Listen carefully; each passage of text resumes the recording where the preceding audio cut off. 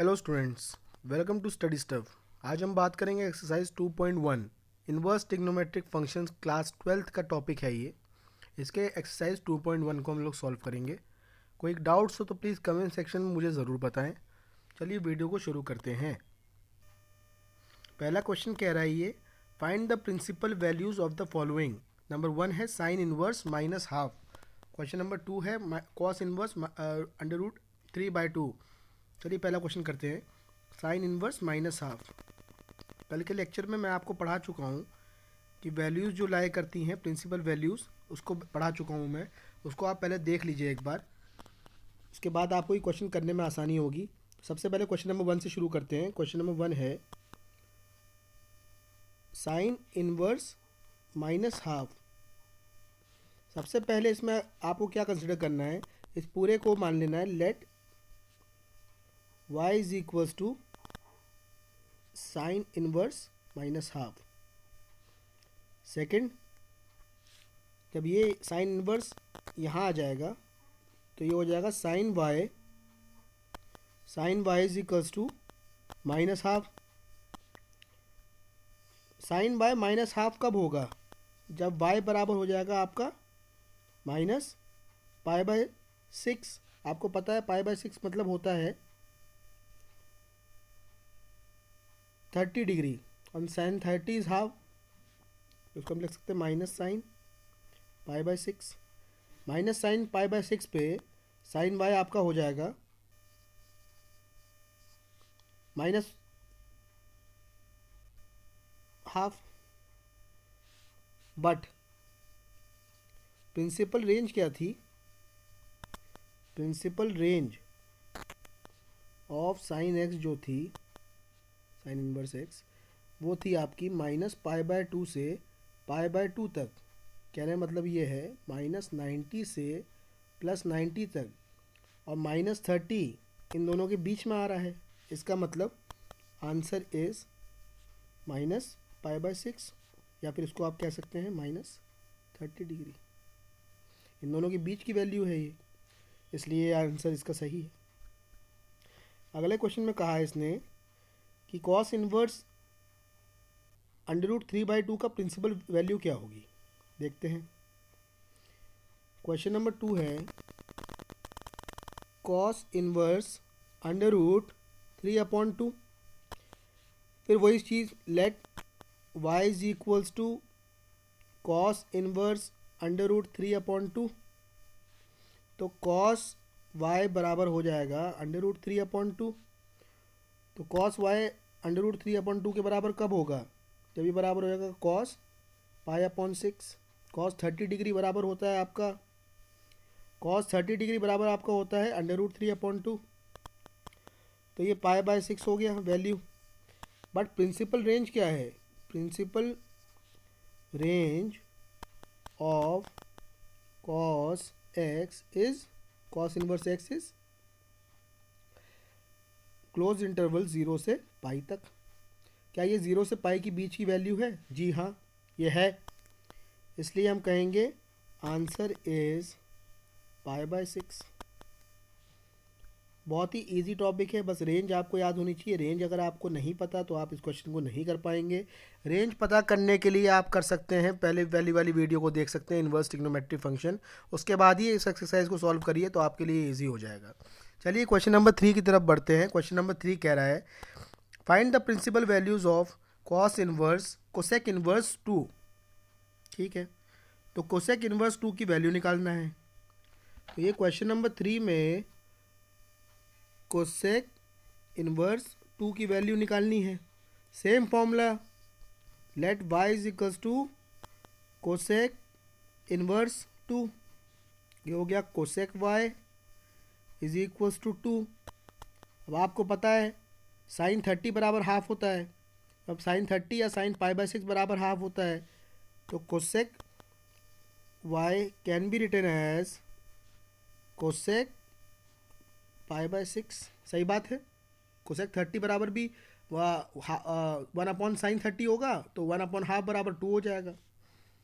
और ये जो वैल्यूज़ हैं that comes in the range of, again principal range वही थी π/2 से π/2 तक। सही बात है, दोनों के बीच की वैल्यू है ये, तो pi by 6 lies between in these values, इन दोनों के रेंज के बीच में आ रहा है 30 डिग्री आपका। ये 90 है, ये -90 है, इन दोनों के बीच की वैल्यू है, तो आंसर आपका क्या हो गया, पाई बाय 6। अगला क्वेश्चन जो आपसे कह रहा है वो कह रहा है tan इनवर्स -√3 की वैल्यू निकालिए, प्रिंसिपल रेंज। तो क्वेश्चन नंबर 4 जो आपका कह रहा है that is tan inverse -√3, tan inverse -√3 let, हम मान लेंगे let y is equals to tan inverse -√3, ये हो जाएगा tan y is equals to -√3। भैया tan, ये जो √3 है ये तो 60 डिग्री पे होता है, तो we can write that tan y is equals to -10 pi upon 3 minus. अब देखिए principal range of tan inverse x आपको पता है ये होता है -π/2 से π/2, तो क्या ये -90 से 90 के बीच की वैल्यू है -60? जी हाँ, तो आंसर इज -π/3। अगला क्वेश्चन जो आपको कह रहा है वो कह रहा है cos inverse -half, cos inverse -half की प्रिंसिपल वैल्यू निकालनी है, दैट इज क्वेश्चन नंबर, कौन सा क्वेश्चन है ये, क्वेश्चन नंबर 5।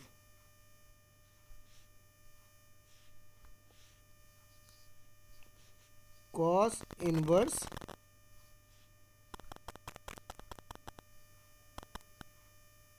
-हाफ की वैल्यू निकालनी है आपको। cos इनवर्स -1 क्या होगा, -हाफ, वही same condition, let y is equals to cos inverse -half, क्या हो जाएगा ये हो जाएगा cos y is equals to -half, इसको हम लिख सकते हैं cos y equals to cos of -π/3, cos 60 बराबर हाफ होता है। बट क्या ये प्रिंसिपल रेंज में है, नहीं, प्रिंसिपल रेंज में रहने के लिए cos की जो इन्वर्स की जो प्रिंसिपल रेंज है that is in between 0 and pi, -π/3 does not lie between 0 and pi, therefore we need to subtract π/3 from pi, which gives the value between 0 and pi. Hence the answer is, you can say that cos y is equals to cos of pi minus π/3, which is equals to cos 2π/3. Hence your answer is, and 2π/3 is what? 2π/3 is what? It is in between 0 and pi. Hence it satisfies the value of the principal range. Therefore the answer is 2π/3. Next question ये कह रहा है आपसे tan inverse -1। अगला question ये कह रहा है क्वेश्चन नंबर 6, ये कह रहा है find the principal range of tan inverse -1। तो लेट, वही सेम चीज़, let y is equals to tan inverse -1, तो यह हो जाएगा आपका tan y equals to 1 -1, tan y can be written as -10 π/4, जाहिर सी बात है π/4 पे -1 होता है। It can in turn be written as tan of -π/4। Principal range of tan is in between -π/2 से π/2 के बीच की वैल्यू, जाहिर सी बात है ये जो है इसके अंदर लाई करता है, देयरफॉर योर आंसर इज -π/4। बहुत ही इजी क्वेश्चंस हैं इसके, प्रिंसिपल रेंज आपको याद होनी चाहिए। Next question is question number 7। Question number 7 क्या कह रहा है आपका, sec इनवर्स 2/√3। क्वेश्चन नंबर 7 जो आपका है that is sec inverse 2/√3। Question देख के समझ आना चाहिए आपको। आपको पता है, ठीक है। Let y is equals to sec inverse 2/√3। Sec y is equals to 2/√3। Sec y equals to sec π/6, क्योंकि cos π/6 जो आपका होता है cos 30 दैट इज √3/2 और cos का उल्टा होता है sec π/6 and range of sec is also 0 से pi, principal range, hence π/6 lie in between 0 and pi, therefore your answer is π/6। Next question में ये कह रहा है cot इनवर्स √3। क्वेश्चन नंबर 8 में है cot इनवर्स √3। चलिए इसको सॉल्व करते हैं। क्वेश्चन 8 है cot इनवर्स √3। लेट सेम चीज़, let y equals to cot inverse √3। तो cot y आपका हो जाएगा √3। cot y can again be written as, cot का उल्टा क्या होता है tan 30 बराबर होता है 1/√3 या tan π/6 होता है 1/√3। तो tan π/6 अगर 1/√3 होता है तो आपका cot π/6 आपका यही हो जाएगा √3। और cot की रेंज भी फिर होती है 0 से पाई तक, प्रिंसिपल रेंज। क्या ये इन दोनों के बीच की वैल्यू है? जी। Therefore your answer is π/6। चलिए अगले क्वेश्चन में बढ़ते हैं। Question number 9, cos inverse -1/√2। cos inverse -1/√2। cos inverse -1/√2, इसकी वैल्यू निकालनी है। Same condition, let y is equals to cos inverse -1/√2। ठीक है, तो ये हो जाएगा आपका cos y इक्वल्स टू -1/√2। आपको पता है ये π/4 पे होती है वैल्यू, तो cos y can be written as -cos π/4। तो ये जो वैल्यू -π/4 है ये 0 से पाई के बीच की वैल्यू है, जो प्रिंसिपल रेंज नहीं है। This can be written as π - π/4 which can again be written as cos 3π/4। now 3π/4 lies in between 0 and pi, hence this value is the answer। therefore वो answer is equals to 3π/4। moving on to next question, we have question number 10, cosec inverse -√2। cosec inverse -√2। So question number 10 is cosec inverse -√2। Now we know that first condition, let y is equals to cosec inverse -√2. This can be written as cosec y equals to -√2.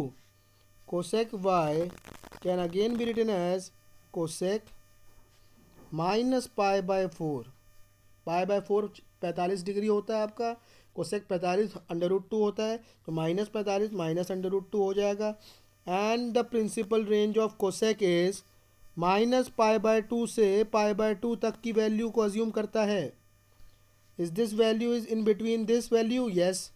Therefore your answer is -π/4। Moving on to next question, question number 11. It is given that tan inverse 1 plus cos inverse -half plus sin inverse -half की value क्या होगी? tan inverse 1, question number 11 is tan inverse 1 plus cos inverse minus half plus sign inverse minus half की value क्या होगी? आपको पता है tan inverse one क्या होता है? Tan inverse one can be written as pi by four and cos inverse minus half can be written as cos half कब होता है? 30 डिग्री 60 डिग्री पे, that is pi by three, that can be written as pi minus pi by three, और ये हो जाएगा आपका minus pi upon six. करके दिखाना है तो करके दिखाता हूँ मैं इसको। टेन इनवर्स तो निकालने की ज़रूरत नहीं है, कॉस इनवर्स तो आपको पता ही है। Let y is equals to cos inverse, let y is equal to cos inverse minus half. जब कॉस इनवर्स माइनस हाफ हो जाएगा तो cos inverse cos y can be written as minus half, therefore cos y can be written as cos of minus pi upon three. Cos 60 बराबर half होता है ना, but ये जो है ये ज़ीरो से पाई के बीच की वैल्यू नहीं है, hence it can be written as pi minus pi by three, again 2 pi by three, वही मैंने ऊपर करा है pi minus pi by three. और ये जो माइनस पाई बाय सिक्स है, this is minus 30, this is minus 30 degree which is in between minus pi by two to pi by two, which is principal range of sine inverse. Therefore this can be taken as the value of the sine inverse minus half, and this is the value of the cos inverse minus half. So moving on to the question, we can write it as pi by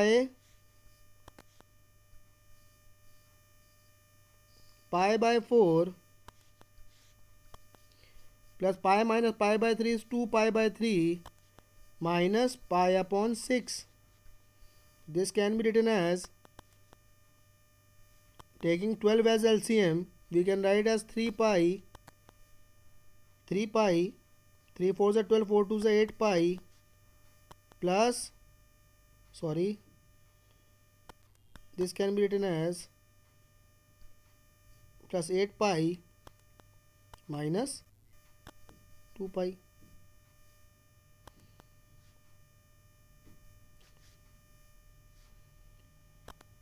It's 9 pi by 12, which can be again written as 3 pi by 4.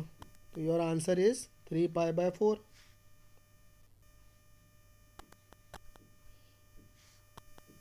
Moving on to next question, that is question number 12.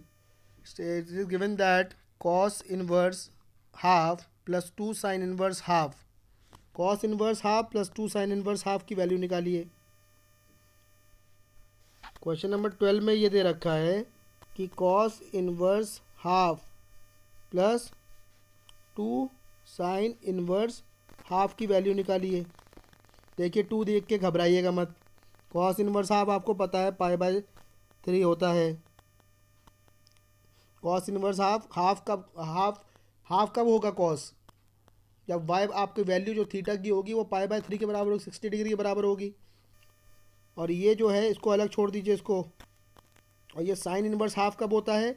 जब यही बराबर आपका पाई by 6 के होगा। Cos sine 30 बराबर half होता है, ये 3 हो गया, pi by 3 plus pi by 3 बराबर 2 पाई बाय 3 हो गया, which is the required answer.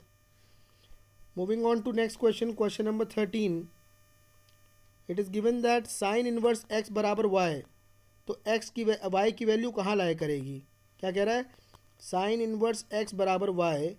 अब आपको पता ही है भैया, इसमें अगर मैं आपको करके भी ना दिखाऊं तो मैं उसको आपको कंडीशन यहीं सिंपली लिख देता हूं क्वेश्चन नंबर 13 की, कि जो प्रिंसिपल रेंज है वाई का, why should lie in between close interval, जो मैंने आपकी कल की वीडियो अपलोड करी थी, माइनस पाई बाय 2 से पाई बाय 2 तक, ये आपको पता ही है क्लोज इंटरवल, मतलब ये भी इंक्लूड होगा इन दोनों वैल्यू को। तो correct answer is option number B, जिसमें दोनों इंक्लूड हो रहा है, पाई बाय 2 से pi by 2, including both minus pi by 2 and pi by 2। Moving on to question number 14, this is about principal range.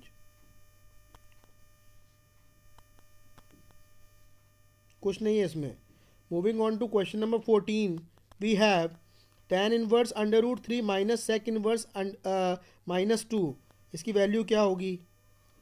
tan inverse under root 3, question number 14 आपका है tan inverse under root 3 minus sec inverse minus 2, देखें यही है।